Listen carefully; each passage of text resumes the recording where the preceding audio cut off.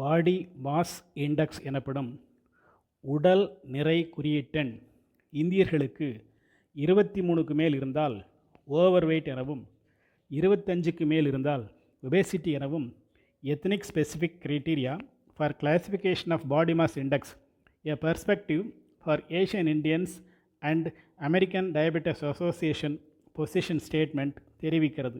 மேலும் பிஎம்ஐ 23க்கு மேல் இருந்தால் அவர்களுக்கு டயபெட்டிஸ் ஸ்கிரீனிங் மேற்கொள்ளப்பட வேண்டும் எனவும் அந்த அறிக்கையில் கூறப்பட்டுள்ளது.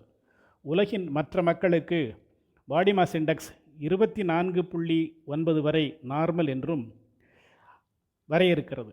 இந்தியர்களுக்கு அந்த வரையறை பொருந்தாது என ஒவ்வொரு இந்தியரும் உணர வேண்டும்.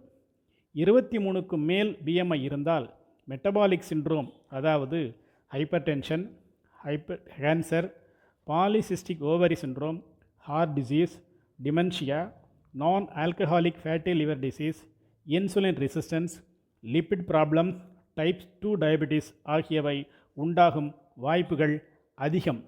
நோ லாஸ் நோ கெயின் எனும் கொள்கையை கடைபிடித்து ஒவ்வொரு நாளும் நாம் உண்ணும் உணவிலிருந்து கிடைக்கக்கூடிய கலோரி எனப்படும் சக்தியை முழுவதுமாக செலவழித்து விட்டால் நன்று. செலவழித்தது போக அதிகப்படியான உணவு உடலில் கிளைக்கோஜன் மற்றும் ஃபேட்டாக சேமிக்கப்படுகிறது. ஒவ்வொரு உடம்பிலும் சுமார் 1/2 கிலோ அளவுக்கு கொழுப்பு, 1/2 கிலோ அளவுக்கு கிளைக்கோஜன் சுமார் 2-3 நாட்களுக்கு தேவையான சாப்பாடு கிடைக்காத போது பயன்படுத்துவதற்காக சேமித்து வைக்கலாம்.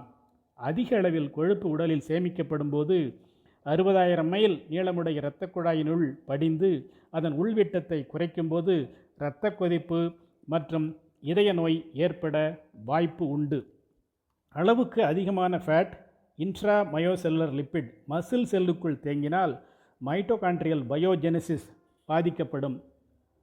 அதனால் வேலை செய்வதை தடுக்கும், சோம்பேறித்தன்மையை அதிகரிக்கும்.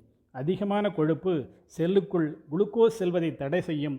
அதனால் இரத்தத்தில் குளுக்கோஸ் அளவு அதிகரித்து சர்க்கரை நோய் ஏற்பட வாய்ப்புண்டு. அளவுக்கு அதிகமான ஃபேட் கல்லீரலில் தேங்கி நான் ஆல்கஹாலிக் ஃபேட்டி லிவர் டிசீஸ் உண்டாகவும் வாய்ப்புகள் அதிகம். தோலுக்கு அடியில் சேமிக்கப்படும் ஃபேட் அளவு அதிகரித்தால் அதிலிருந்து உற்பத்தியாகும் ஈஸ்ட்ரஜன் உடலில் ஹார்மோனல் இம்பேலன்ஸை உண்டாக்கி ஹார்மோன்களின் சமநிலை மாறும். அதனால் கேன்சர் உள்ளிட்ட பல வியாதிகள் உருவாகும். தொந்தியுடன் காணப்படுவோருக்கு இன்ட்ரா அப்டாமினல் ஃபேட் அதிகரித்து அதிலிருந்து உற்பத்தியாகும் இன்ஃப்ளமேட்டரி சைட்டோகைன்ஸ் பல வியாதிகளை உருவாக்குகிறது என்று விஞ்ஞானிகள் தெளிவுபடுத்தியுள்ளனர். இந்திய ஆண்களானாலும் சரி, பெண்களானாலும் சரி, 6 பேக் தெரியும் அளவிற்கு உடலை ஒல்லியாக வைத்திருந்தால் அல்லது பாடி மாஸ் இண்டெக்ஸை 22 அளவில் வைத்திருந்தால் $45 மில்லியன், அதாவது 374 கோடி மதிப்புடைய உயிரை 120 ஆண்டுகளுக்கும் மேலாக நீட்டிக்க முடியும் என்பதில் ஐயமில்லை. சுருக்கமாக சொன்னால் ஒல்லியா இருந்தால் உங்களுக்கு லாபம், குண்டா இருந்தால் என் போன்ற மருத்துவர்களுக்கு லாபம்.